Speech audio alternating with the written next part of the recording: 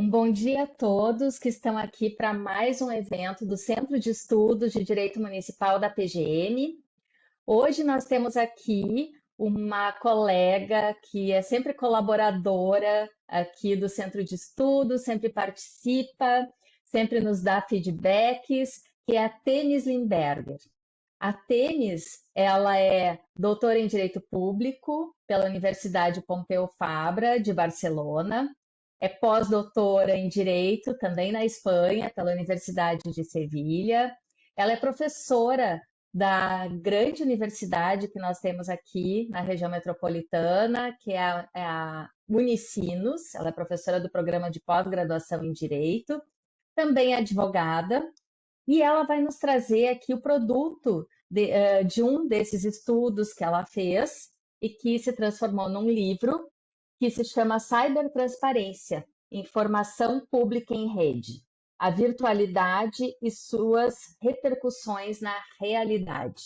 E aqui esse debate, então, vai trazer a importância das informações dos entes públicos na rede e em que medida essa organização, essa estruturação realmente possibilita, de forma concreta, melhor acesso aos direitos fundamentais. Então, esse é o tema que estará sendo apresentado hoje. Nós também temos aqui que fazer algumas pequenas observações sobre a aula para aqueles que nunca participaram das nossas aulas do CEDIM. Nós pedimos sempre que deixem seus microfones mutados para melhor conforto de todos, assim não há nenhum ruído de fundo.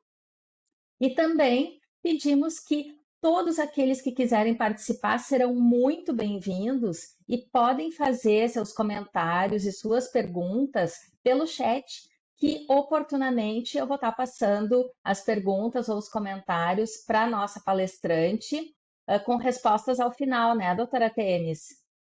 Sim, por favor, se for Respostas ao possível. final, então. Então, a nossa palestrante aqui já está com a sua apresentação aqui pronta para iniciar e eu desejo uma boa aula a todos. Participem, sejam sempre bem-vindos e sempre acompanhem as redes da PGM, que assim como essa aula sensacional de hoje, nós temos outras tantas sempre por vir. Doutora Temis, muito obrigada por ter acolhido o nosso convite, atendido o nosso convite, e eu deixo a palavra contigo. Então, doutora Karen Prediger, muito bom dia. Agradecimento aí sincero, né, por poder estar aqui hoje no Centro de Estudos de Direito Municipal de forma virtual.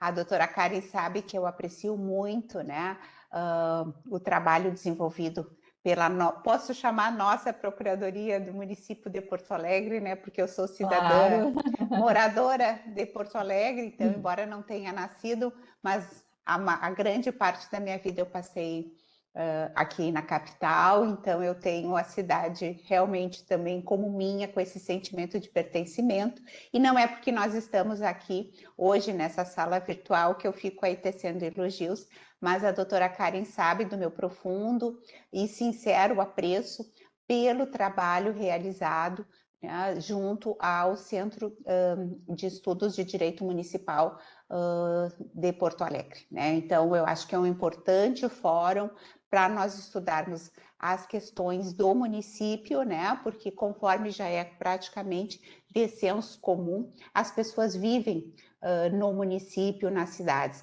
Então, essa questão do pertencimento e da visibilidade mais próxima do poder local faz com que os estudos, né, sobre a questão do direito municipal sejam extremamente importantes, né? E sabem aí de todas as questões que acontecem nos municípios, porque as pessoas vivem nos municípios, então principalmente os gestores municipais, via de regra, eles são os mais cobrados, porque o cidadão está ali e está fazendo as suas demandas. Então, assim, só para dizer que eu tenho realmente uma imensa satisfação de estar hoje aqui presente com vocês, né? E nós vamos procurar aí nos desincumbir do tema. Então, vou colocar algumas ideias, assim, que são as ideias mais gerais, digamos assim, em termos de cibertransparência que eu venho desenvolvendo e, digamos assim, para tentar me desincumbir e fazer o dever de casa, né, nós procuramos fazer um link também com questões do direito municipal. Tá? Então, agradecendo aí na presença da doutora Carmen, todos e todos que estão aqui conosco nessa sala virtual, nós vamos começar a expor aqui algumas ideias. Né? Então, nós organizamos a explicação com sumário, introdução, cibertransparência, acesso à informação pública e uma breve conclusão. Tá? Aqui, então, a questão da informação em rede. Né? O que significa informação em rede? Hoje nós estamos aqui conectados numa sala virtual e isso era impensável até um tempo atrás. Né? Então, assim, o que mudou nesses últimos tempos? Né? Mudou que antigamente nós tínhamos um difusor principal das informações, ou seja, nós tínhamos aquilo que se chama a centralidade da informação, isto é, a informação ela era feita por órgãos mais oficiais e centralizados, podia ser o Estado, podia ser um veículo de imprensa, rádio, televisão, né? Então era aquele órgão que emitia a informação. Hoje, na dita sociedade em rede, como a ideia de rede, tudo se conecta. Então, qualquer um de nós pode ser, digamos assim, um difusor de informação. Né? Então, isso tem um aspecto positivo democrático, sim, né? Porque qualquer um de nós pode aí colocar uma visão sobre os fatos e até contraditar a informação de um órgão dito oficial. Ok, mas isso também, né, como toda questão, se traz um positivo, traz um negativo. Porque não necessariamente essa pessoa que está divulgando, fazendo alguma forma de comunicação, também está tendo a preocupação com a dita informação veraz, né? Da veracidade da informação. Então, aqui a gente fez uma questão até talvez semântica, né? Que a informação, ela tem esse compromisso com a formação cidadã. Então, quando nós mencionamos direito à informação, por exemplo, a fake news ela está fora, né? Porque para mim a fake news até é uma contradição nos seus próprios termos, né? Como é que uma informação vai ser falsa? Na gênese do direito à informação, ela traz em si a palavra formação. Então, a informação, ela tem que ter o compromisso com a veracidade. Aqui eu falo veracidade e não verdade, por quê? Porque a verdade, no seu sentido filosófico, pode ser até, talvez, às vezes, mais difícil de se conseguir, né? Então, o compromisso é com a veracidade. E nós sabemos aí que nem todos que estão nas redes têm o compromisso com a veracidade, né? Tanto é que temos aí as questões das fake news, que depois podemos debater até, né, com essa questão que nos assolou até durante a enchente, digamos assim, algumas questões que foram divulgadas e que não foram verazes. Então, por isso que temos também a questão da comunicação, né? O direito à comunicação já é um outro direito que nós também temos aqui no nosso ordenamento jurídico. Então, ficamos aqui, então, no direito à informação, que é o direito de informar e ser informado, que está no artigo 5º 33 da nossa Constituição, e que tem esse compromisso com a formação. A questão que nós trabalhamos é a cibertransparência, então nós temos que saber de onde que sai a expressão cyber, né? Sai do cyberespaço do William Gibson, né, no seu livro Neuromonster, em 1984, né, que então o universo das redes digitais, descritos como campo de batalha entre as multinacionais, palco de conflitos mundiais, nova fronteira econômica e cultural. A expressão cyber encontra origem nos trabalhos de Carl Sustein na República.com e o professor Pérez Lunho, o Antônio Henrique Pérez Lunho, que eu tive a satisfação de estudar na Universidade de Sevilha, tem o seu livro intitulado Cybercidadania ou cidadania.com. Então, aqui retrocedendo, a questão cyber, né, foi cunhada em 1984 por William Gibson, né? Depois, este importante constitucionalista Cassius Stein, nos Estados Unidos, escreveu um livro, República.com. E por que ele é importante? Ele é importante porque muitas vezes quando surgia a internet, ele já se perguntava, né, se a internet ia servir, né, para realmente aperfeiçoar a questão cidadã, né, o debate, digamos assim, em termos de pautas democráticas, ou serviria para fazer compras, né? Então, o .com. Por isso que ele intitula República.com, né? O professor Pérez Unho, né, numa síntese muito feliz, coloca como obra do seu livro Cybercidadania ou cidadania.com. Então, ele, em última análise, ele nos pergunta para que vai servir o universo digital, se vai ser para fortalecer o debate cidadão, no sentido democrático, né, de nós aperfeiçoarmos a nossa democracia, ou se vai servir para, né, simplesmente, não que você não possa fazer, mas simplesmente para as questões do comércio, né? Por isso que nessa linha aqui de desenvolvimento, eu modestamente desenvolvi a questão da cibertransparência, então, que vai designar as novas relações que se travam em rede denominada cyber, aglutinadas à ideia de transparência. Em última análise, como é que nós podemos aproveitar a ferramenta digital para tornar as informações mais transparentes? Aqui, né, nós trazemos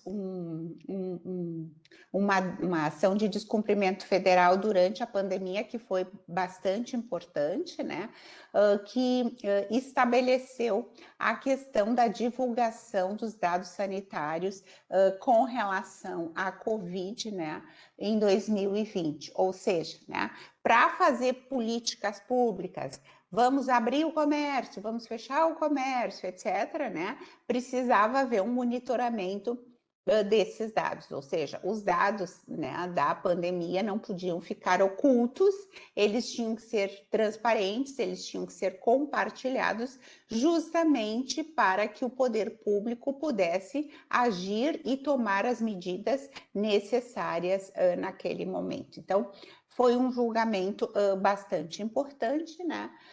E que nós colocamos aí como pró-transparência. Aqui, então, né, nós temos a questão da transparência, alguns intitulam já como um novo princípio, né, que pode ser entendido sim, mas eu me preocupo em tentar estabelecer assim qual é a gênese da transparência. Ela advém do princípio da publicidade da administração pública, que está ali no artigo 37 caput, que todos nós sabemos, do direito à informação aos cidadãos, que seria o direito a informar e o direito a ser informado. Então, ele é de dupla face, né? Tanto o cidadão tem o direito de informar, quanto o direito de ser informado, né? Então, ele é de natureza bifronte. E por trás de tudo isso está algo que eu considero que é absolutamente importante, que é a questão do princípio democrático, que está esculpido, que está desenhado na nossa Constituição. Por quê? Porque só um regime democrático é que propicia a transparência. Um regime que não é democrático, ele vai ser opaco, ele não vai divulgar essas informações, né? Então, a ideia de transparência, de visibilidade da informação, na verdade, ele nasce num momento muito especial da história da humanidade, que é o período iluminista, né? Então, a ideia já de luzes, de dar visibilidade a essa informação. Então, o princípio da publicidade, ele se desenvolve a partir do iluminismo. Isso não é por acaso. Em contraposição, nós temos a Idade das Trevas, onde tudo era opaco, né? Então, Norberto Bobbio, que foi um dos grandes filósofos do século XX, até me arriscaria a dizer que talvez tenha sido o maior filósofo do século XX, né? Ele coloca que a publicidade é uma categoria tipicamente iluminista, né? Se vai fazer a metáfora da luz em oposição à idade da escuridão, né? Que seria a idade das trevas, o medievo. E a questão do poder que se torna visível em contraposição ao poder dito invisível. Tá? A questão da cibertransparência também aqui a gente coloca, né? Que na questão da Grécia Antiga, como era, digamos assim, um grande, né, caldo de cultura público, que não se conhecia ainda a noção de direito privado, né? Tudo era, digamos assim, vivido em termos de pólices, né? Então, assim, você não tinha essa ideia de privacidade, de um pensamento individual, ou seja, tinha o ideal do homem grego, que era servir a polis, né? E aquele cidadão que não se preocupava com os assuntos públicos, ele era tido como o idiotes, isso é, ele era o cidadão que nós diríamos hoje que somente se ocupava com o próprio umbigo, né? Que ele só queria saber da vida dele sem ter essa dimensão da questão do espaço público.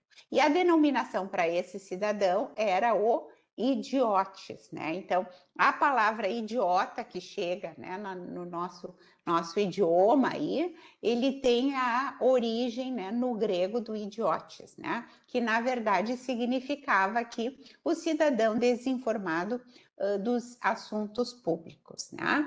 Então, o que nós apregoamos é que a informação disponível em formato eletrônico faz com que os recursos públicos possam ser melhor controlados, né? Então, a gente defende, né, que a partir dos portais de transparência, né, de todos os entes públicos, isso dá uma visibilidade maior das questões que permeiam o debate público. Aqui, então, também para fazer uma pequena linha de evolução a respeito das questões hoje, né, do mundo digital e tudo mais, um primeiro filósofo, né, que se ocupou da questão aí das novas tecnologias e do seu impacto no direito e na sociedade foi Vittorio Frosini, né, um autor italiano, filósofo do direito, né, que ele tem um livro intitulado Il Homo Artificiale, isso é, o homem artificial, né? O que ele quer designar como artificial, que hoje até nós temos aí, que está na pauta, a inteligência artificial. Ele quer designar justamente essa mudança de relações que não seriam mais entre um homem e o outro homem, ou entre o homem e a natureza, do qual foi alicerçada a filosofia clássica durante muito tempo. Ele queria dizer, e ele escreveu isso no final dos anos 70, início dos anos 80, dessa questão que surgia, né, com os então computadores da época, né? Então ele já estava antevendo, de certa forma, né, tudo isso que acabou acontecendo hoje no século XXI, das questões que envolveriam, então, a máquina, né, e o ser humano, né? Então, Vittorio Frosini merece destaque aí nesse debate, né?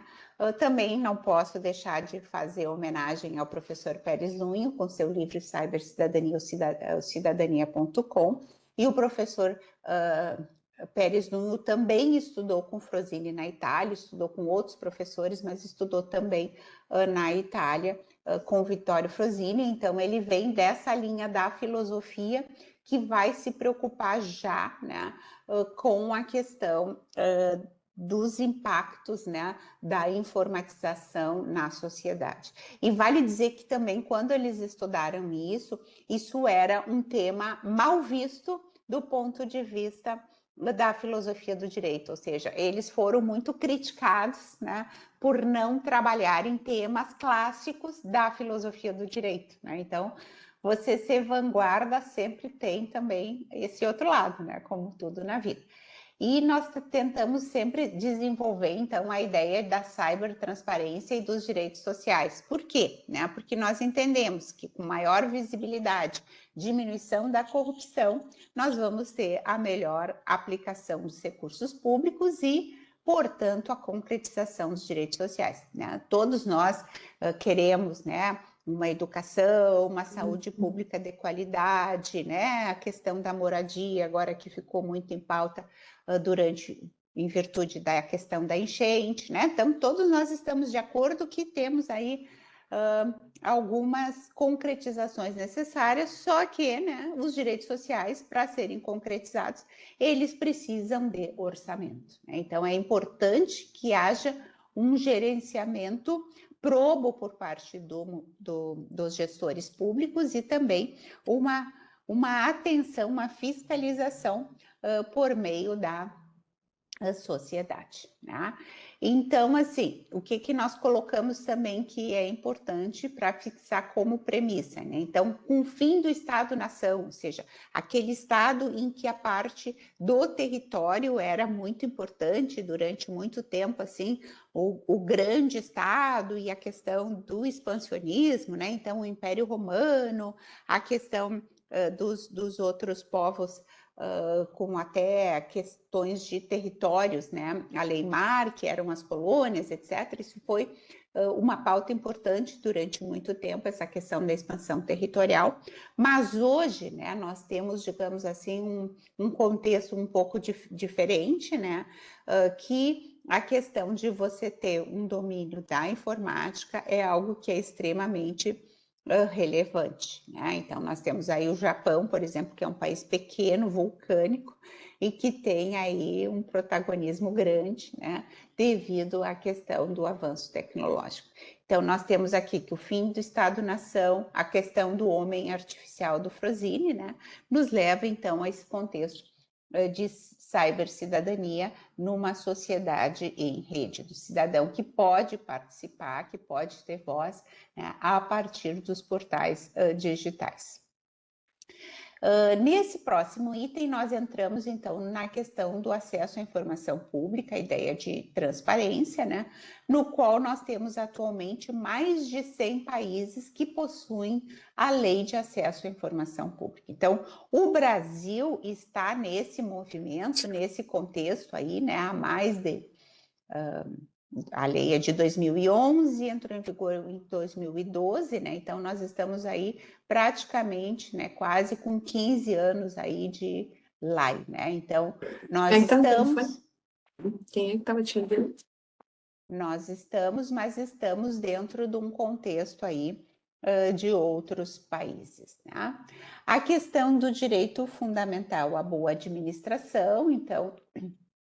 nós temos que, se hoje, a Carta Europeia consagra, a questão do direito fundamental à boa administração, na verdade, os primeiros estudos foram na Suécia, em 1766, no artigo 15 da Declaração dos Direitos do Homem e do Cidadão, como direito da sociedade de pedir contas a todo agente público da administração.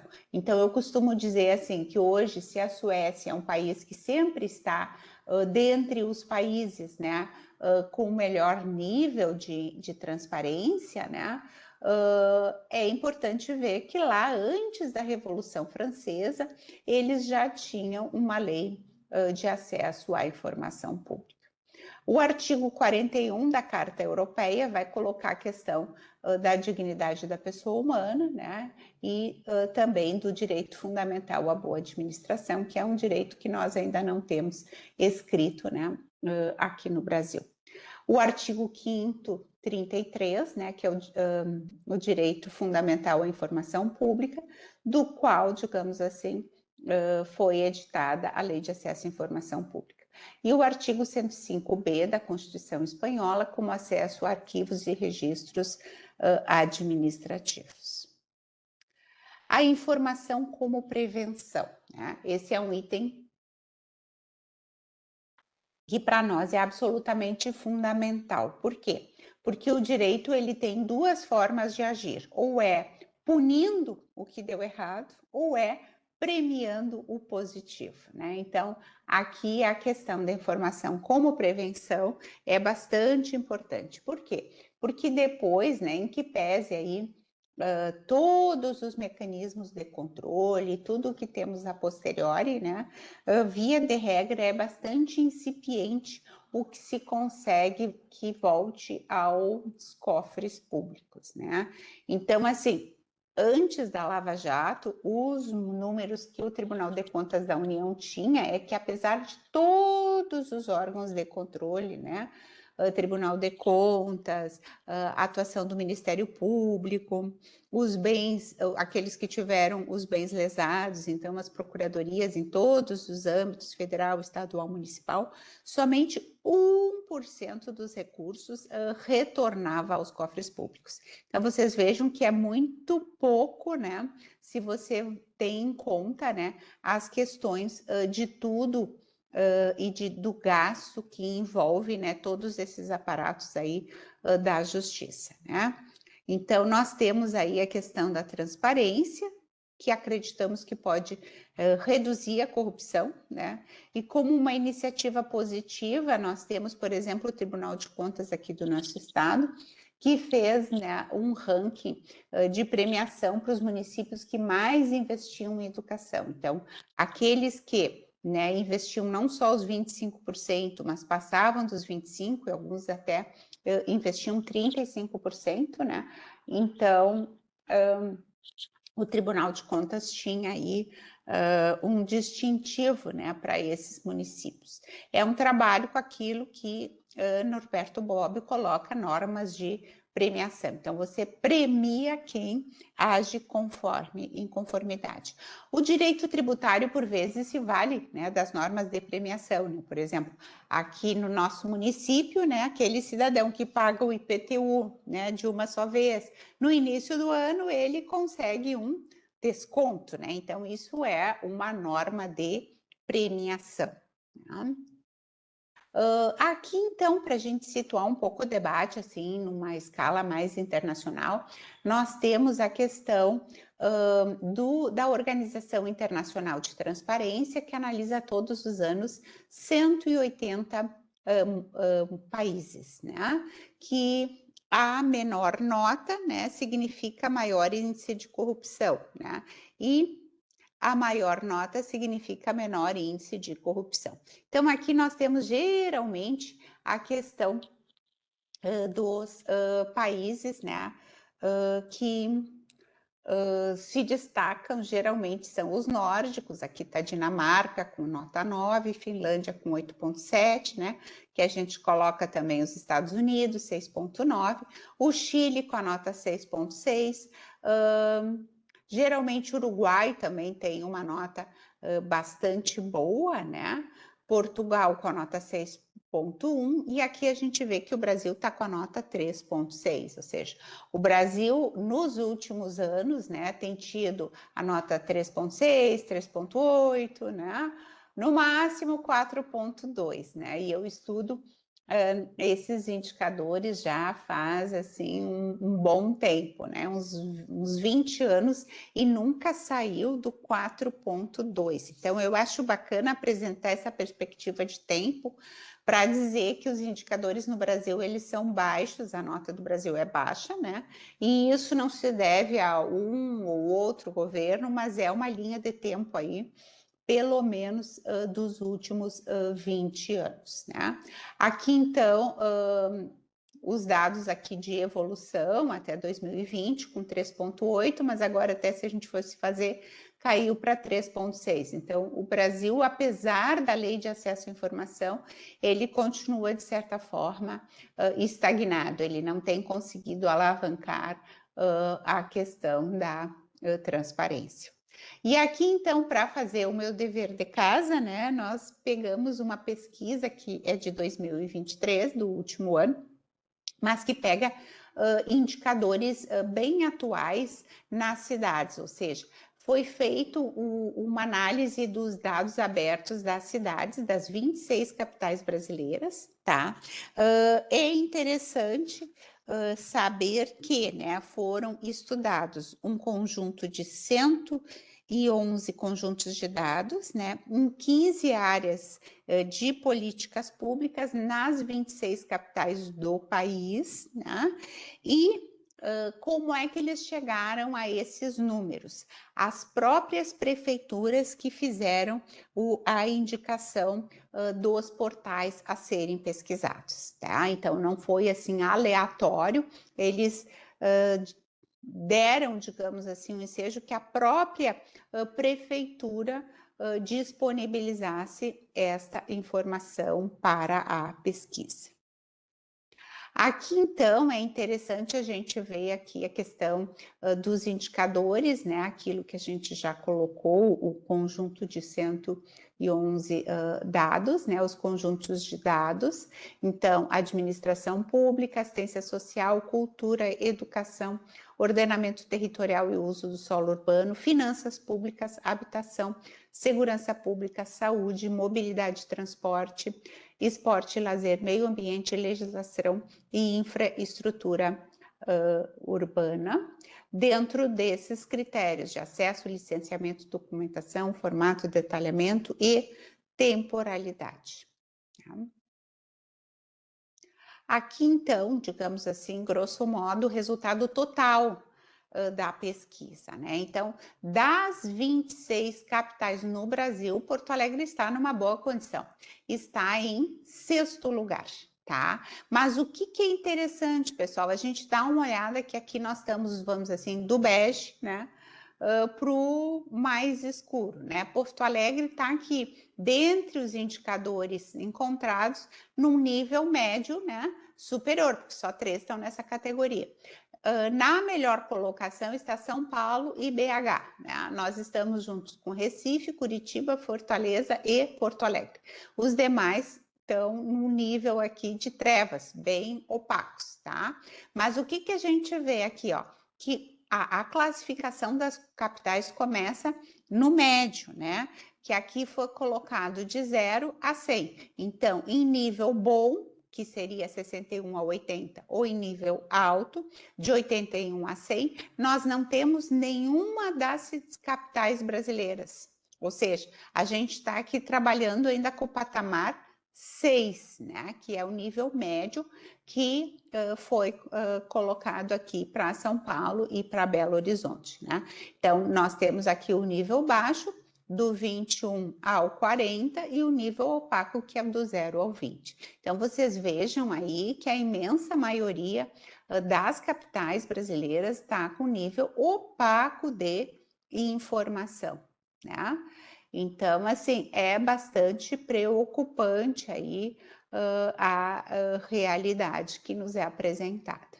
Opa! Então, esse indicador aí nos leva a pensar essa questão. Então, aqui, né, para já iniciarmos a conclusão, né, na questão da opacidade ou transparência, nós acreditamos que mais transparência pode diminuir a corrupção e incentivar a democracia participativa, promover o controle social, isto é, da cidadania, ajudando a controlar os atos do Estado, e que informação pública e transparência no combate, né, à corrupção pode nos auxiliar. Então, a cibercidadania, como a expressão que traduz uma nova forma de administração pública, disponibilizar, né, informação em rede aos cidadãos, que pode não ser somente a utilização da ferramenta tecnológica, mas uma nova forma de gerenciamento público e daí das relações democráticas da sociedade que daí advém, né? Nós extraímos essa citação aí do livro Cybercidadania ou cidadania.com, né? E aqui então, né, uma foto que ilustra o nosso grupo de pesquisa lá na universidade com uma imagem, né, de um pintor polonês, né, mostrando as questões aí da nossa sociedade de rede. Agradeço aí a disponibilidade de vocês aí nessa apresentação, né, e fico aí à disposição para, né, as perguntas e as colocações que daí possam advir, que eu tenho certeza que vai ser o grande e o melhor momento. Obrigada, Temis. Tem várias perguntas aqui já no chat. Eu acho que o tema ele é sempre muito atual, né? É algo que vem não crescendo, mesmo que a gente tenha muito tempo de live, a gente tem muita coisa a evoluir. E eu já vou te colocar uma pergunta até que eu tinha anotado para fazer para ti, que ela vem de algo que já está consolidado, né, na questão das divulgações e nos portais de transparência que nós temos, mas que eu considero que segue sendo muito pertinente. Então, a Ana Clara Paz, a nossa residente de Belém do Pará, Tênis, Olha só. ela está perguntando acerca da divulgação dos vencimentos dos servidores públicos no portal da transparência. Não estaria violando a intimidade, né? O direito à privacidade? Isso é uma polêmica que foi colocada lá no início e depois parece que, sei lá, não sei se as pessoas seguem questionando. Eu sigo considerando isso um pouco tormentoso, né? Porque temos várias formas também de divulgar, né? Cada portal usa um jeito diferente e não existe um padrão. E eu considero, fazendo um contraponto já à pergunta da Ana Clara, para a gente colocar isso ao debate, que tem esse aspecto de violar a intimidade e, ao mesmo tempo, pelas metodologias diversas. Por exemplo, se tu acessa um portal de transparência para ver salários do governo federal, nem sempre eles são muito amigáveis para tu conseguir acessar a informação, e cada um coloca de um jeito. Cada um tem critérios diferentes para divulgar os valores, e nem todos divulgam o que, a meu ver, seria o mais importante, que é a composição, é que, a meu ver, permitiria a gente ver se tem alguma irregularidade naquele vencimento. Vamos ver o que tu tens a respeito disso. Certo, certo. Respondo aí com satisfação. Isso aí, inclusive, nós tivemos a oportunidade de escrever, né? Não só artigo, mas também um dos tópicos que nós trabalhamos na questão da cibertransparência foi justamente essa polêmica que chegou ao Supremo Tribunal Federal a respeito da divulgação dos vencimentos dos servidores com um respectivo nome, né?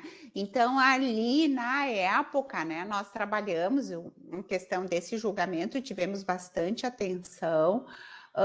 E o que me pareceu, né? Que o Supremo Tribunal Federal não enfrentou, a meu ver, assim, com a devida profundidade o tema, né? Eu li, reli, esperei, acompanhei o julgamento, fui lendo os votos e tudo, e esperava, digamos assim, uma argumentação mais robusta, né? Nesse choque aí de direitos, né? Que nós sabemos que os princípios podem se chocar e teremos a prevalência de um ou de outro, né?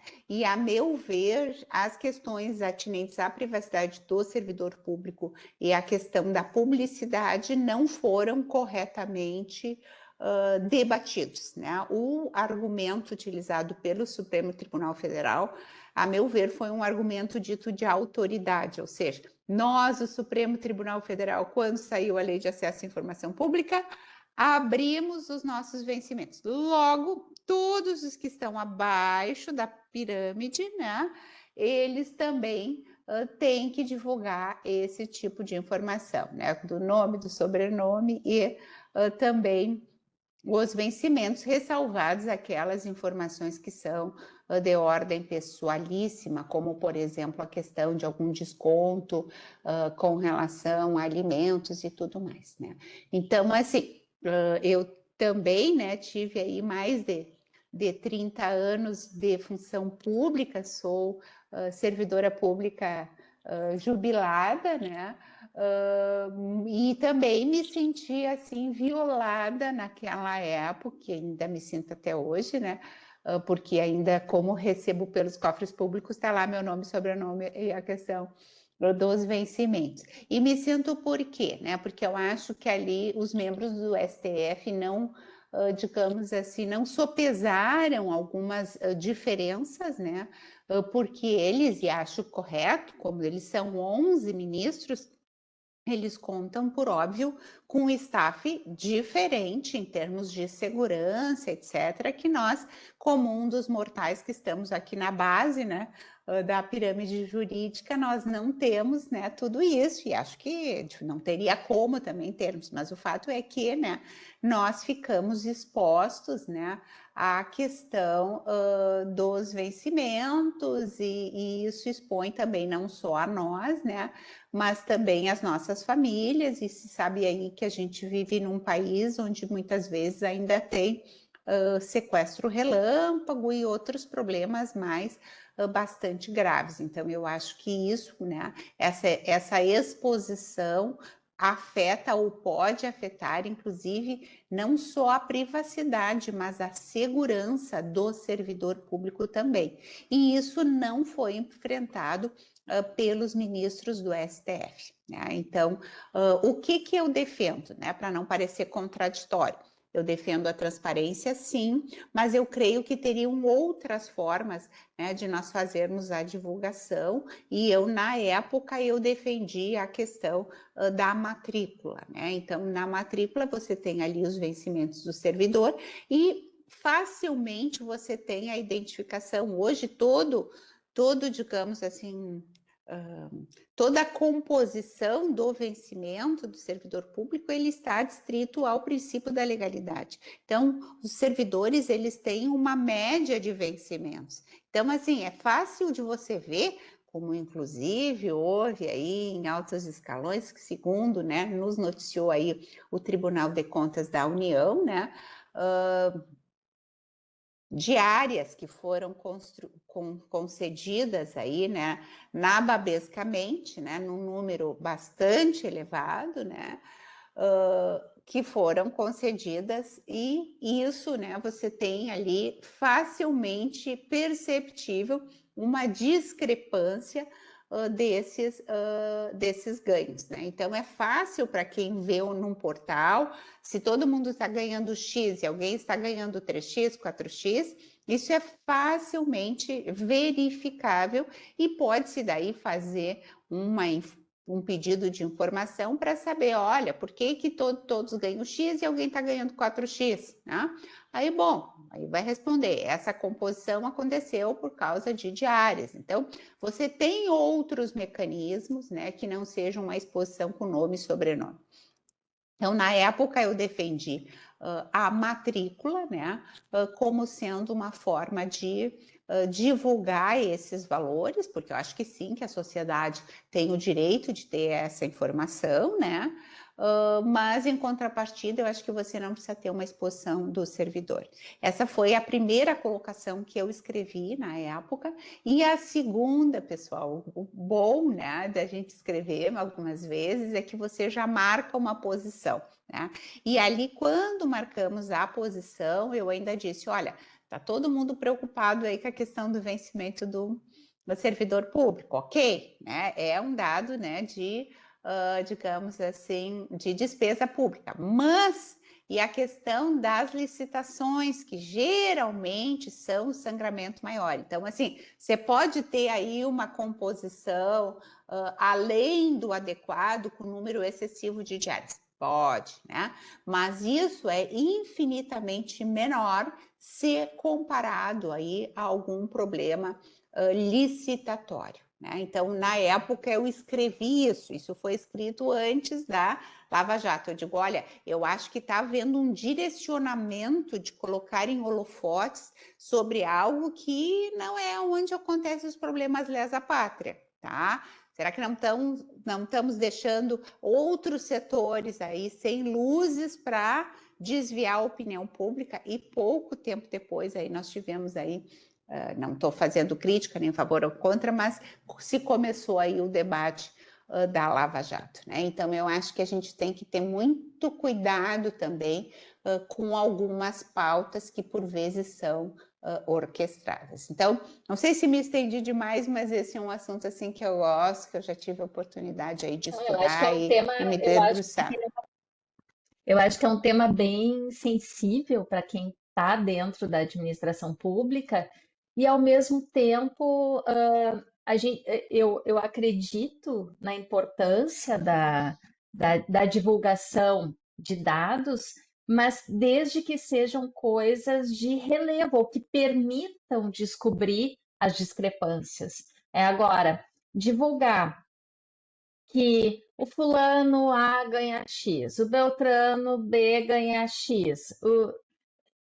Quem tem assim uma regularidade, por exemplo, o servidor que entrou mais ou menos na mesma época, não vai ter muita discrepância. Agora, quando tiver discrepância, nem sempre a gente consegue identificar nos portais de transparência se é uma diária, se é algum tipo de benesse que foi deferida de forma obscura, somente beneficiando um que outro, um auxílio paletó daqueles de antigamente, né? Alguma coisa assim. Fica difícil perceber pela forma como divulgaram.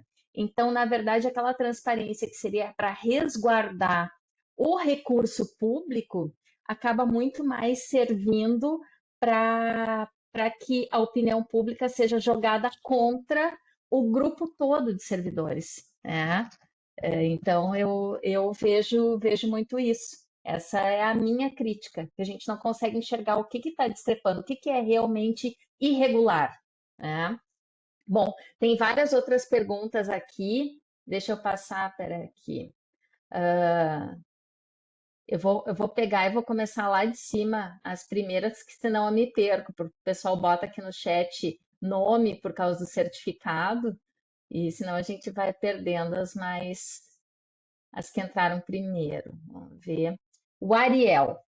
O Ariel diz o seguinte: como teremos eleições em 2024, tem uma pergunta relacionada com o tema. De que maneira a cibertransparência pode ajudar a combater a disseminação de fake news e promover uma informação mais precisa e confiável na internet, principalmente em momentos eleitorais? E aí eu acho que casa um pouco, a gente talvez daria para responder de forma conjunta, tu decide, com a pergunta da Rafaela: como é o sistema de atualização do portal de transparência? Depois a gente Certo. tem várias outras. Claro, claro. Vamos iniciar então na primeira questão assim do do ano de eleições municipais, né? E eleições municipais, como eu também fui promotora eleitoral desde a primeira eleição da República, né? Nós também aí acompanhamos os pleitos em todos os níveis, né? Presidencial, governador de estado, municipal, né? E a eleição municipal, sem sombra de dúvida, para todo mundo que já trabalhou no eleitoral, sabe que é a que mais pega fogo no município, porque, conforme eu disse, né, as pessoas vivem nos municípios, né? Então, os gestores públicos locais da cidade são, digamos assim, aqueles que causam maior clamor, né? No debate eleitoral. Então, eu diria o seguinte, ó, a cibertransparência acho que pode ajudar, né? E também o Tribunal Superior Eleitoral divulgou e fez uma importante resolução, né, no tocante à questão das fake news, dizendo que o candidato que for constatado que está se utilizando de fake news, ele, né, vai ser, digamos assim, simplesmente banido, né, do jogo democrático, né? Então já desestimulando esse tipo de prática que infelizmente tem sido muito utilizada, né? Então a transparência ela pode servir justamente porque nos portais oficiais, né? E daí eu não digo só portal de governamental, esses a toda evidência, mas não só esses, outros portais sérios também que produzem informação, né, são um importante parâmetro para nós avaliarmos, né, quais são os dados e as informações verazes, né? E daí eu friso aqui mais uma vez a palavra veraz e não verdadeira, né? Porque a verdade por vezes é difícil, né, de nós chegarmos. E um A outro verdade é uma questão filosófica, né? a verdade é uma questão filosófica, então é um debate muito grande, né, e do qual talvez a gente não conseguisse chegar a um consenso. Por isso que, né, já foi cunhado até nos tribunais estrangeiros, né, a expressão informação veraz, né? E é importante a gente colocar, porque se nós colocamos ali as questões dos dados abertos, né, dos quais ainda nós temos um caminho ainda a evoluir, é importante a gente dizer que, dentre os dados pesquisados, os que tiveram melhores indicadores foram justamente os de finanças públicas. Por quê? Porque nós estamos aí já, né, com praticamente quase 15 anos de LAI. Então, se mostra, né, que nós já começamos a ter resultados nesse sentido, né? Então, em que pese o país está meio estagnado, né?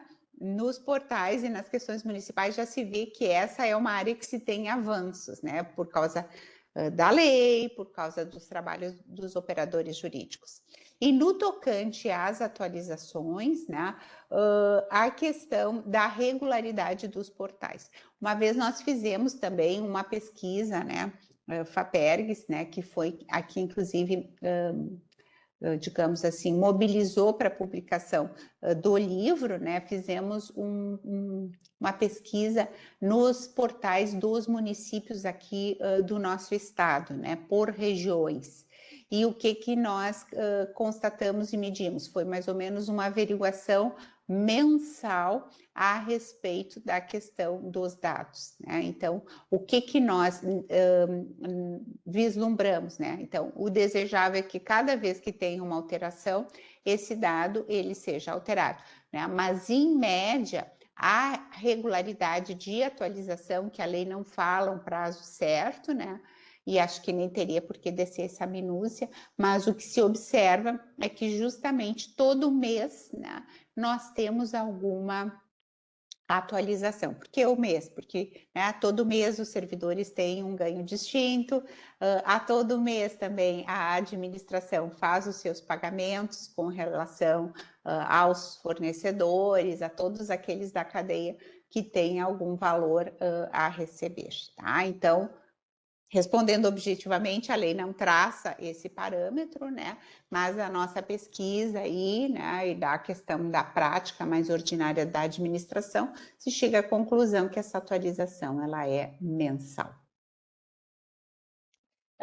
Temis, complementando até, já que foi tocado nesse tema da atualização dos dados, eu acho que daria para comentar o papel da imprensa nisso, né? Porque a LAI, ela me parece que ela tem sido uma ferramenta importante usada pela imprensa no combate às fake news.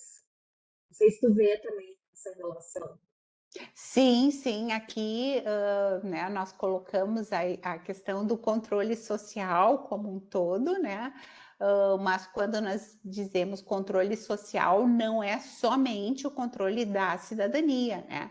É o papel de ONGs, é o papel da imprensa, né? Porque a imprensa séria também é algo extremamente importante no tocante aí ao confronto dos dados. Então, inclusive, nós temos aí a figura do jornalismo investigativo, né, que por vezes aí também né, chega a conclusões, vai atrás, né, a respeito de alguma informação, veicula, né, então isso é extremamente, assim, importante, né, e até para trazer, digamos assim, um dado que você muito bem lembrou aí na nossa conversa informal, antes de nós iniciarmos aqui, né, essa nossa sessão virtual, o papel também que a imprensa tem se disposto, né, em termos de acompanhamento de valores, né, que vão ser repassados ao estado do Rio Grande do Sul. Então, a União prometeu uma ajuda, né, de bilhões, o governo do estado também disse que vai investir, etc., né? Então, tem uma série de ajudas aí que também virão, né? Então, foi criado, até por iniciativa da imprensa, né, dos órgãos de comunicação aqui do nosso estado, um portal também dizendo, olha, prometeram tanto de verba, né, mas o que foi empenhado, o que chegou até o nosso estado até esse momento é tanto. Então é muito importante que haja assim essa fiscalização, essa transparência em termos de valores, né? E isso, pessoal, nem sempre no setor público. Isso, claro, que no setor público, por envolver dinheiro público, grandes valores, isso é absolutamente fundamental.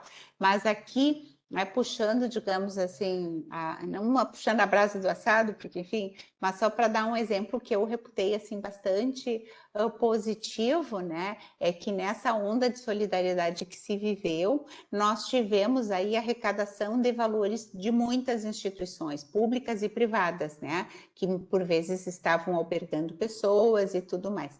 E uma delas, né, talvez tenham outras iniciativas que eu não soube, né, mas uma delas que eu vi, né, foi, por exemplo, do Grêmio Náutico União, que também angariou valores, porque ficou, né, numa das suas sedes, que foi a do Moinhos de Vento, com pessoas abrigadas pela enchente. Então, eles coletaram um valor, abriram uma conta, até porque, né, todas aquelas pessoas ali geram um dispêndio, você tem que alimentar, etc., né?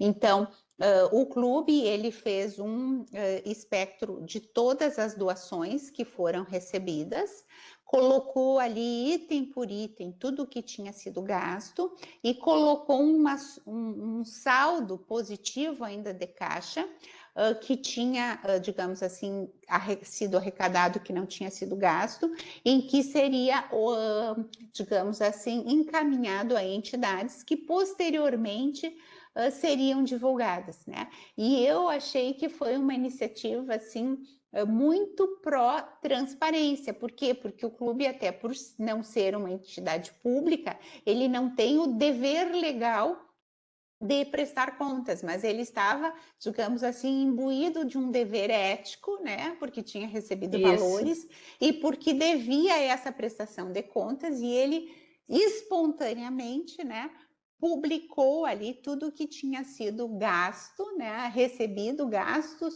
sobras e posterior encaminhamento que seria comunicado. Então, eu acho que isso é um exemplo, assim, né, de transparência, de democracia, né? Eu reputei uma ação assim muito positiva. Então, teríamos outras ações, digamos assim, que fogem um pouco do dever legal da lei, né?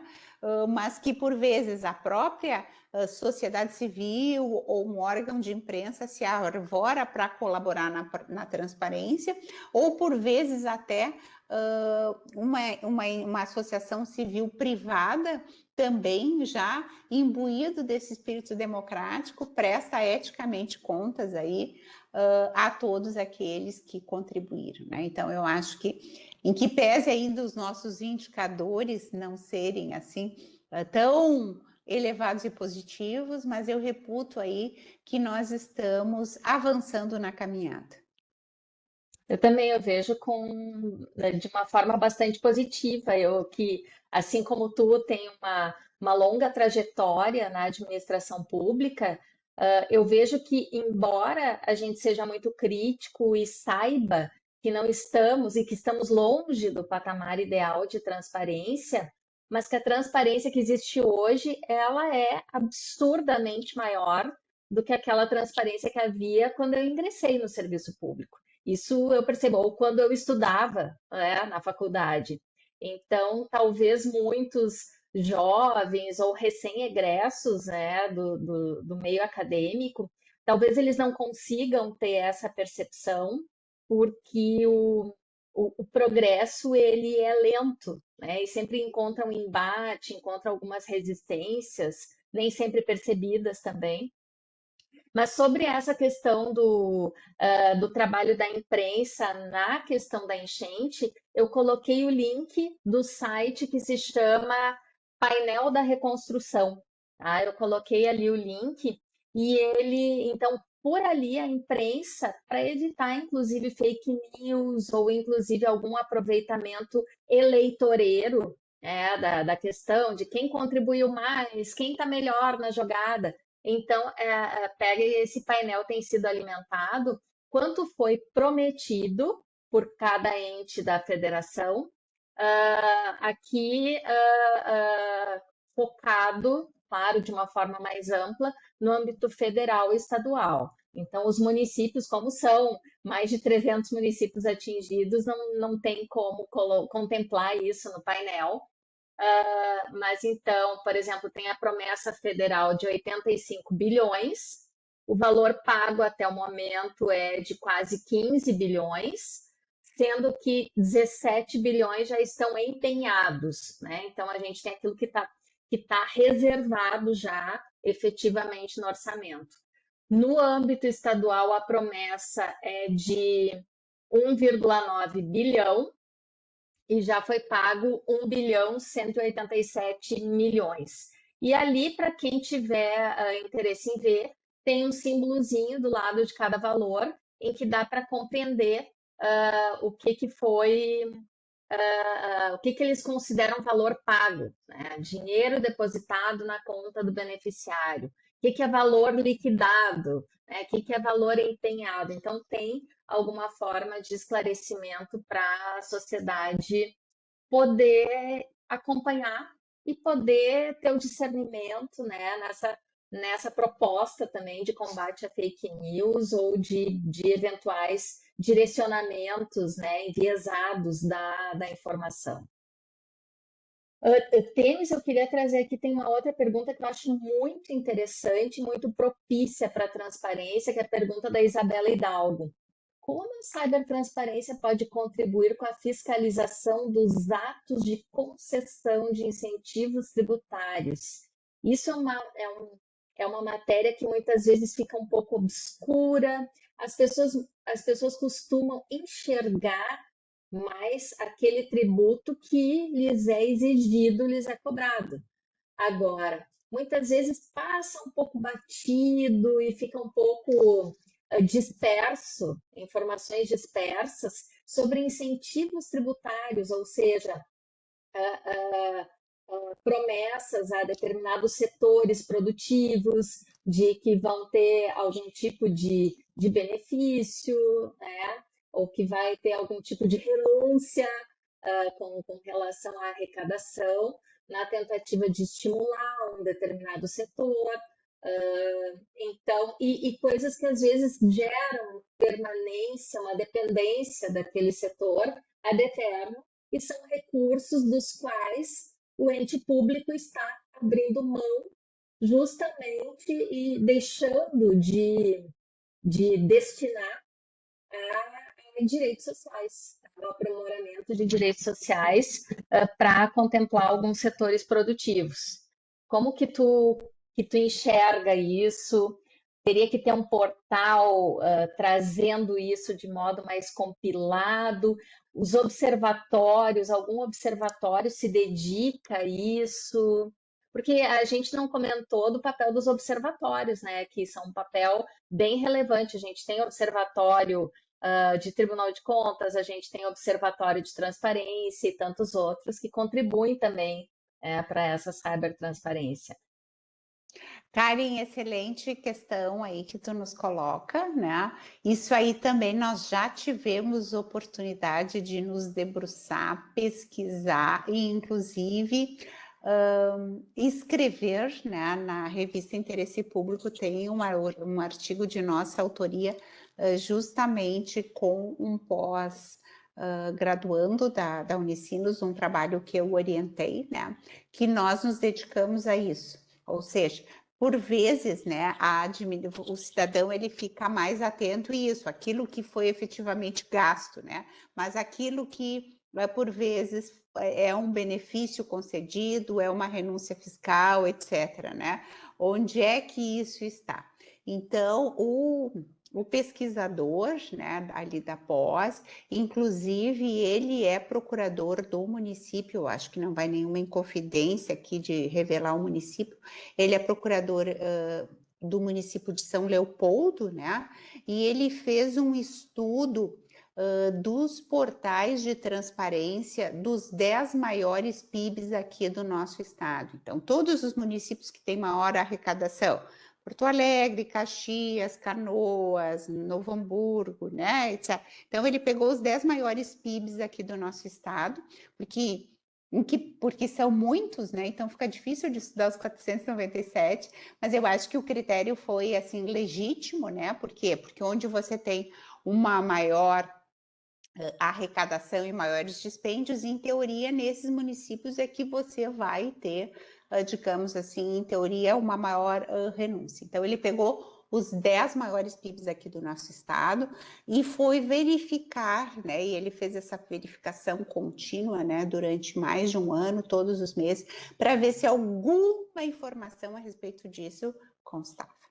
E a resposta que talvez vocês já estejam intuindo é não, né? Nenhum dos 10 municípios mais, digamos assim, com maior arrecadação aqui no nosso estado tinha essa informação nos portais de transparência. Esse estudo está publicado na revista Interesse Público, depois, se tiver interesse, a gente pode fazer esse fornecimento da informação. E depois disso também nós tentamos, né, junto ao Tribunal de Contas do Estado, né, naquele momento, que sensibilizasse, né, e que colocasse, né, como também em um dos seus itens de auditoria, né, essa verificação, né. E na época fizemos algumas visitas, etc., né, e não, na época, pelo menos, não tivemos aí o acolhimento, né. Aí daí eles colocaram Bem interessante. que no máximo, então, algum município que fizesse, que veiculasse para isso ser apontado como uma boa prática, etc. Mas a gente tentou, depois desse estudo, né, dentro dessa ideia de sempre que os estudos têm que servirem, né, ou devem servir para algum aprimoramento prático da realidade, a gente tentou sensibilizar aí com esses números, mas na época, né, não tivemos aí acolhida. Quiçá isso mude, né, porque isso é um reclamo muito grande de todos aqueles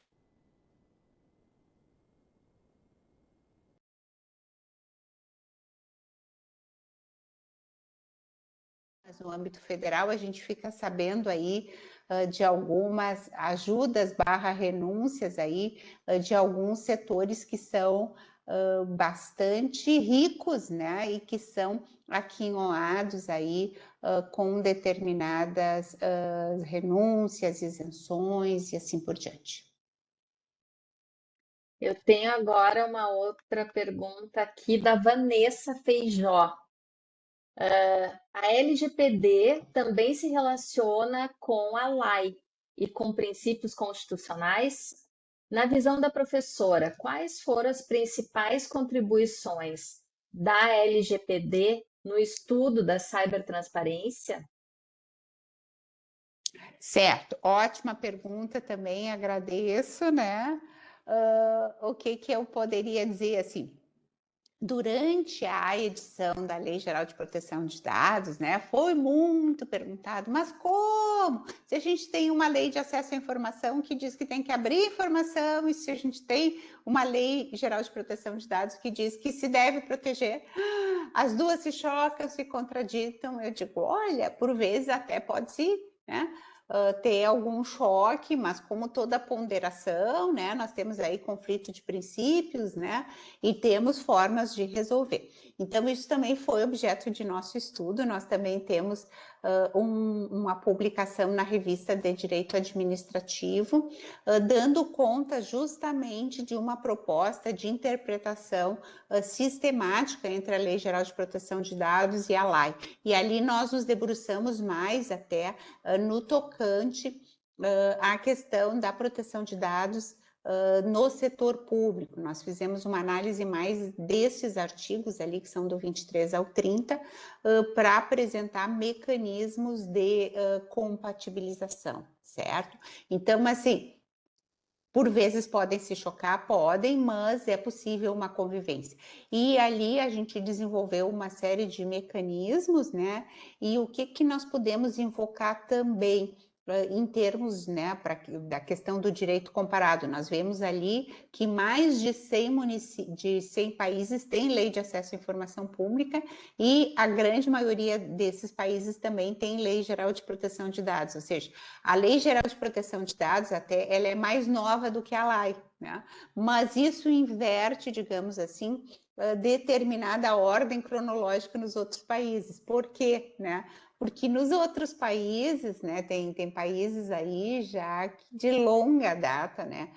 Se nós formos estudar a questão da Alemanha, desde a década de 70, eles têm lei de proteção de dados, ou seja, né, as leis de proteção de dados até são anteriores, né, à questão da edição da Lei de Acesso à Informação Pública, ou seja, o Brasil ele inverte um pouco essa ótica, mas muito mais, digamos assim, antigo, né, é a questão da proteção de dados. Então, outros países já são mais afetos, né, à questão da proteção de dados. A proteção de dados é uma, entre aspas, novidade aqui no nosso país, né? Mas nos outros ela até tem mais tradição, tem mais idade do que a própria lei de acesso à informação pública, ou seja, as leis de acesso elas são mais jovens no restante do mundo, né? No Brasil é que é um pouco diferente. Mas o que eu diria assim, na nossa realidade, né? Que entendo que sim, que é possível assim compatibilizar. A gente já viu que no tocante a informações públicas, por exemplo, né? Nós já temos aí a questão de eventual informação que seja sigilosa, né? Então, uma informação sigilosa já é amparada de longa data, né? Para não ser disponibilizada na rede. Mas é claro que essa informação sigilosa tem que ser realmente sigilosa, não pode ser uma ocultação de uma informação, né? Que se carimba lá de sigilosa para que isso não venha à tona, né? E mais, né, já foi dito ali, né, por exemplo, se você mesmo, né, com essa, digamos assim, pequena proteção à privacidade que se dá do servidor público, né, é claro que dados, né, ali personalíssimos não podem ser divulgados, a questão de eventual desconto de alimentos, se alguém tem um empréstimo consignado, etc., isso não pode ser veiculado para o público. Então, você tem que ter a questão do prevalente, o que é mais importante você divulgar, né, em termos de publicidade, né? Você tem que fazer uma ponderação, no caso concreto, a partir de critérios que já são aí, de certa maneira, mais consolidados, e inclusive aí no direito comparado, né? E isso é muito importante a gente também estudar, e eu acho um tema assim muito enriquecedor da gente trabalhar, que é a questão do que você vai considerar privado, sigiloso ou público, né? Isso tem um aspecto cultural envolvido muito grande. Claro que algumas questões todos os países vão se colocar de acordo, mas existe uma margem que é uma margem culturalmente, né, aceita de uma forma distinta entre os outros países. Ou seja, ali os Talvez os nórdicos... latinos aceitem um pouco mais, né, digamos, violar sua privacidade do que os nórdicos. Não, ao Ou não? contrário. Não, ao Ao contrário. contrário, ao contrário, os nórdicos, eles são muito mais pró-público do que nós, né? Ou seja, né, ali até a Suécia, que tem lá a lei de acesso à informação pública anterior à Revolução Francesa, ali que nós vimos, nesses países, nos nórdicos, eles expõem até o imposto de renda, né? Não estou advogando a mesma medida aqui para nós, né? Mas o que acontece? É um país muito homogêneo do ponto de vista cultural e econômico, é uma grande classe média, não tem esses abismos, essas estratificações, né? Então, assim, ó, o imposto de renda deles, para eles, assim, não tem problema nenhum divulgar, porque todo mundo ganha mais ou menos a mesma coisa. Então, é o que eu digo assim, bom, se perder o sono de noite, né, e resolver ver quando a declaração do vizinho, é plenamente um dado público, né? Então, esses países, eles têm um nível de publicidade até mais elevado do que nós, né? Outro exemplo que eu costumo dar é a questão aqui, sim, da França também, né? Que é o berço dos direitos fundamentais, etc. Tem aí uma história verdadeira de um determinado político brasileiro que tinha muitos problemas aí, né? De processos, de improbidade administrativa, de que eram acusados de alguns desvios, etc., né? E ele tinha todos os processos dele aqui no Brasil acobertados pela questão do sigilo. Ou seja, ele dizia que isso era uma questão sigilosa, era uma questão da privacidade. E o que aconteceu? Ele, num dado momento, foi para Paris, se hospedou no Hotel Ritz, né, que é um dos hotéis famosos, né, que Catherine Deneuve filmou Belle de Jour, etc. Ele se hospedou lá no Ritz, aquilo já plim, plim, né, acendeu os alertas lá do Estado francês, né, de alguém tirando lá uma temporada no Ritz, né, já tinha chamado atenção. E mais atenção chamou quando ele chegou lá com uma mala de dinheiro querendo fazer um depósito no banco francês. Aí o gerente começou a perguntar, mas qual é a origem desse dinheiro, etc. E ele começou a se esquivar, né, a dizer que não era dele, que ele tinha casado com uma mulher muito rica, etc, etc, etc, né? O político não era do nosso estado, né?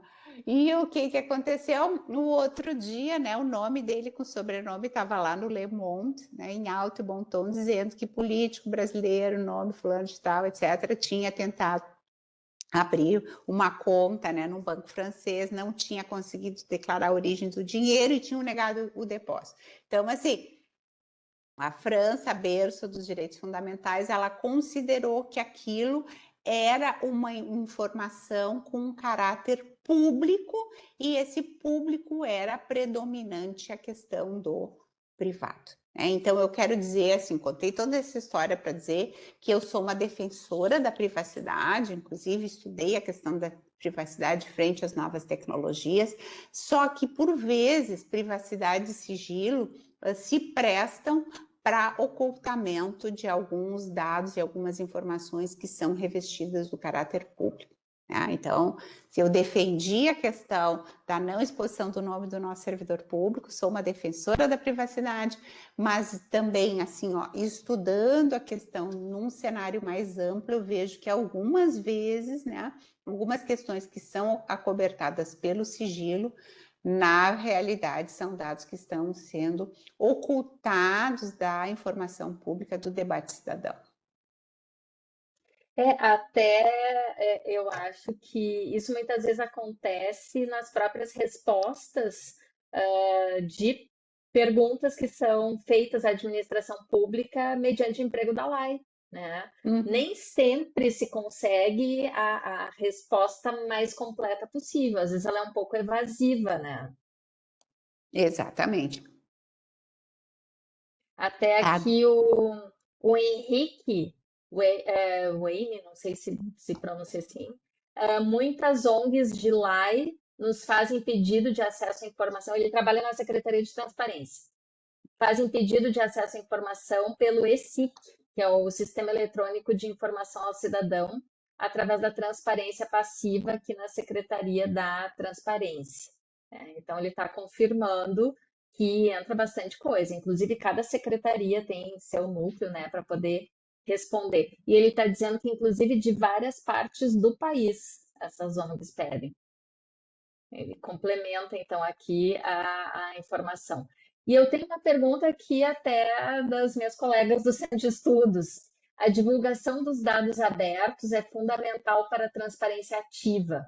Como pode ser melhor implementada a política de dados abertos nos municípios? Talvez até explicando um pouquinho o que seriam os dados abertos, Temis, porque nós temos uma multiplicidade aqui de pessoas que nos ouvem, então talvez alguns precisem uma primeira explicação sobre o que são os dados abertos. Claro, não, é uma ótima, todas as intervenções têm sido muito boas, né? E a questão dos dados abertos, digamos assim, ela é uma tentativa, um passo à frente, né? Para nós promovermos justamente essa transparência de mais qualidade. Por quê? Porque isso não basta só divulgar os números, tem como fazer esta divulgação também, um pouco aquilo que tu falavas, né? Por vezes alguns sites são mais amigáveis, outros são menos, etc, né? Então a questão dos dados abertos seriam aquilo que por vezes a gente chama também a questão da interoperabilidade entre os sistemas, entre a informação, ou seja, a ideia de que os sistemas conversem entre si. Por quê? Porque não adianta só você colocar na internet, mas se alguém usa um padrão A, outro usa o padrão B, outro usa um processador C, tu entende? Isso faz com que tudo esteja, mas são determinadas ilhas que não se conversam, que não se comunicam. E a ideia de informação em rede é justamente essa informação unificada, para que a partir daí você consiga, né, fazer essa extração de dados. Então, a ideia de dados abertos é, numa palavra mais simples, né, seria como você, né, enquanto ONG, enquanto cidadão, enquanto observador, ou até enquanto administração pública, que você possa coletar esses dados das mais diversas instituições e você possa cruzá-los, você possa harmonizá-los. Em outras palavras, seria como, né, você divulgar uma informação, mas essa informação não poder chegar, né, ao receptor e você não poder comparar isso. Então, dando um exemplo assim bastante pueril, mas por vezes, né, a questão dos registros de civis de pessoas naturais, que fazem os nascimentos e os óbitos, né? Então, um problema que dá muitas vezes é a questão dos óbitos. A pessoa morreu e continua lá ainda recebendo um benefício. Claro que a pessoa que está recebendo é alguém, né, das suas relações familiares ou afetivas que está recebendo. Então, assim, nada mais elementar do que o órgão que paga esse pensionamento, seja o INSS, né, ou seja, algum benefício que é pago, né, pelo poder público, não uma pensão, É um mas Bolsa Família. Bolsa é, Família, exato, uma previdência uma previdência pública que não seja exatamente. INSS, como de servidor público. Exato. Todos esses órgãos que fazem algum pagamento, eles têm que cotejar, poder cotejar com outros órgãos, né? O registro civil é só um exemplo, né?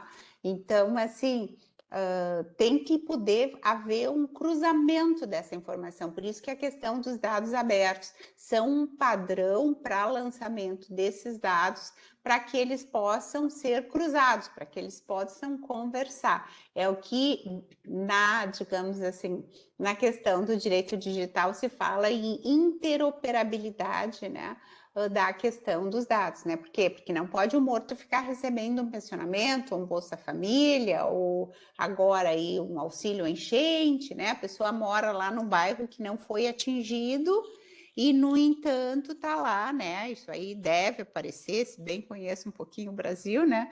Não tem como que num episódio que vai atingir milhões, você daqui a pouco não vai ter depois uma denúncia de alguém lá que morava num bairro alto, que não foi atingido e que está lá para receber o auxílio enchente, né? Belo benefício.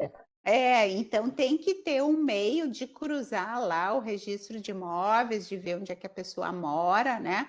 Para ver se realmente, né, a pessoa está sendo atingida, ou pegar o IPTU da pessoa lá do município, né, para ver, olha, é morador de um bairro que realmente ficou embaixo d'água, ou não é morador, né? Então, de repente, o IPTU aí do município também é um dado que pode ser cruzado como forma de colaborar com a transparência, né, e diminuir a questão de benefícios que sejam mal havidos. Então, a questão dos dados abertos é isso, é dos dados conversarem, de você poder pegar um dado de um lado, um dado do outro, checar e chegar à conclusão. Isso tanto o poder público como também, né, ONGs, imprensa, cidadania, né, é possível que todos façam. Olha aqui, eu tenho uma outra pergunta, e daí acho que a gente vai encerrar. Olha só, Tênis, tu apresentaste meia hora do tema e nós estamos aqui nas perguntas há uma hora. Mas que isso revela bem a tua atualidade, a amplitude do tema e como ele conversa aqui com o nosso dia a dia, né? A Cristiane Marcela Salvar, ela nos coloca: a transparência da divulgação dos recursos enviados ao Estado, município, não garante a aplicação devida dos mesmos, em termos de desvios do dinheiro público. Quem se responsabiliza em monitorar e divulgar a utilização desses recursos públicos que foram divulgados com veracidade? Vou tentar entender um pouco melhor aqui. Acho que ela quer saber, em termos aquilo que foi recebido e o que foi efetivamente aplicado. Se tem alguém que monitora e se isso vem para algum site ou alguma coisa de transparência, para além, talvez, dos tribunais de contas, né? Que Certo. tem esse dever de verificar, de fazer essa conta, né? De recebeu tanto, empregou tanto. Né? Assim, ó, Karen, essa questão é uma questão, assim, digamos assim, que alguns, né, se arvoraram de fazer. Eu dei aquele exemplo positivo ali, né, de um clube aqui de Porto Alegre, etc. Né? Mas assim, ó, o que eu gostaria, em primeiro lugar, essa gestão de tudo o que foi recebido, seja em termos de recursos, em termos de PIX que pediram, chega em termos de alimentos, de roupas, de colchão, de tudo o que foi, digamos assim, alcançado. Nesse momento é muito difícil, a gente não vai ter esse espectro assim tão redondinho. Por quê? Porque foi no momento do caos, né? Então, assim, as entidades pediram doação, as pessoas foram lá, né, baixar no seu armário o que tinham a mais de roupa, de calçado, de toalhas, quem podia ceder um colchão. Então, foi uma ação solidária, assim, gigantesca, né? Não quer dizer que eventualmente não tenha havido alguma apropriação, e está havendo. Ok, já tem ali uma denúncia de alguém que estava lá num determinado ginásio e ao invés de distribuir para as pessoas, ficou para si, ou então o sujeito lá do caminhão-pipa que estava vendendo água, mas estava tirando água ali do demais. Enfim, acontece. Por quê? Porque é um universo de milhões de pessoas, tá? Mas eu acho importante, assim, que, claro, cada poder público, cada pessoa que chamou aí um Pix, etc., seria importante que divulgasse esses dados, até como forma de prestação pública, e isso reforça, inclusive, a credibilidade do órgão. Mas eu imagino que nesse episódio, que foi um episódio avassalador tão rápido, que mobilizou aí não só o nosso país, mas também, assim, todo o planeta Terra, né, que nós tivemos aí auxílio de todas as partes do globo, né? Eu acho que, assim, me atreveria a dizer como cidadã, né, que a questão da solidariedade, ela foi infinitamente maior do que algum desvio que tenha havido e possa haver. Ou seja, isso é da natureza humana, né? E isso, inclusive, assim, durante a pandemia, um dos aprendizados que tirei é isso, assim, que nesses episódios, assim, extremos, como uma pandemia, uma enchente avassaladora, você vê facilmente o melhor e o pior do ser humano. Né? Ou seja, aquelas pessoas que são boas, generosas, elas ainda vão ficar mais generosas diante do sofrimento de um outro ser humano que é seu irmão também. Né? E aquela pessoa que já é egoísta, gananciosa, que é aquele idiotes que vem do direito grego, ele vai ficar potencializado também, porque ele vai ver ali uma maneira de, num estado Uma de caos, oportunidade. uma oportunidade para ele se beneficiar e ganhar um pouco mais. Então, assim, não tem como, né, num episódio desses, você garantir 100% de probidade. Mas, assim, a minha percepção enquanto cidadã, né, e pessoa que observa e trabalha com o tema, é que a ação positiva, solidária, foi infinitamente maior. Né? Então, assim, ó, eu queria dizer que um dos grandes aprendizados também é que, ok, o poder público se mobilizou, mas como foi um episódio também inusitado, né? Eu acho que a sociedade civil também foi muito participativa, e democracia participativa é um outro tema, né, que também trabalhamos e que também reputamos que é importante nessa aliança, né? Não só o poder público, ok, o poder público tem lá suas atribuições, mas é importante que a cidadania também seja atuante. E eu digo para vocês que eu nunca vi a cidadania tão atuante, seja aqui no Estado, que por óbvio, como estava acontecendo aqui, a questão ficou mais visível, mas o fato é que, né, do Brasil inteiro e até de outros países do mundo, seja por solidariedade de brasileiros que estavam no exterior, que também puxaram campanhas, né? Foi um nível até então, pelo menos essa que vos fala aí, que já tem alguns anos, né, de trajetória, eu nunca tinha visto nada semelhante e acho que é extremamente positivo. Eu não sei se divaguei um pouco, mas já aproveitei aí para falar um pouco da minha percepção, né, do episódio. Nossa, Tênis, eu fiquei impressionada porque de todos os pontos veio uma pergunta assim, já fizemos um estudo nisso, já tinha uma pesquisa sobre o assunto.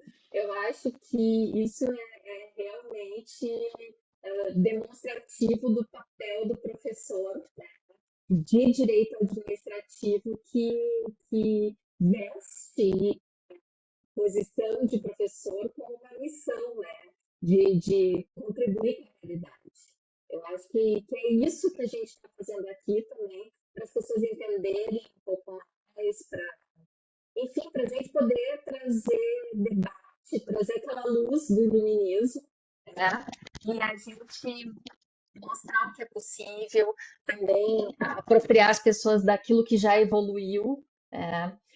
E muito, muito interessante as tuas ponderações, Temis. Eu aprendi bastante aqui hoje. Imagina, eu também, aqui com o debate de vocês, é super bom, super, digamos assim, né? É um diálogo, né? Exatamente, exatamente.